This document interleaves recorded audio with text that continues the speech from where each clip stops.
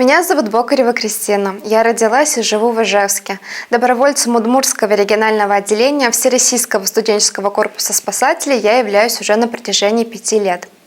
Мой проект – обеспечение безопасности людей на водных акваториях. Для воплощения проекта в реальность мне помогают мои товарищи, добровольцы Удмуртского регионального отделения ВСКС, по совместительству действующие спасатели 1 класса.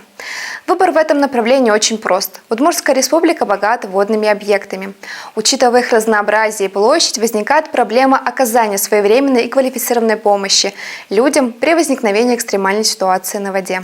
Поисково-спасательные службы прикрывают всего 5 водных объектов, а в летний период муниципалитеты районов обеспечивают безопасность еще на 25 водных акваториях в местах массового отдыха людей. В общей сложности получаются прикрытыми только 5% водных акваторий.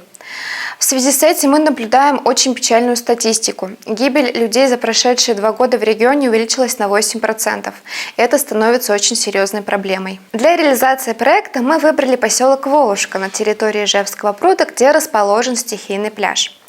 Это очень популярное место для отдыха среди жителей города, но, к сожалению, оно небезопасное. Сюда можно добраться речным, железнодорожным или автомобильным транспортом. С командой мы преследуем одну очень важную цель – создать добровольные спасательные группы, которые будут оснащены всем необходимым оборудованием для патрулирования водной акватории в целях обеспечения безопасности на воде. Для этого нам необходимо создать один общественный спасательный пост на Волушке, подготовить добровольцев для обеспечения безопасности и задействовать их в патрулировании и несении дежурствах на посту. Также с добровольцами будет проведена практическая отработка навыков спасения людей на акватории и выживания в экстремальной ситуации. Вместе с тем на нашем спасательном посту будет организована трансляция населению учебных тематических фильмов.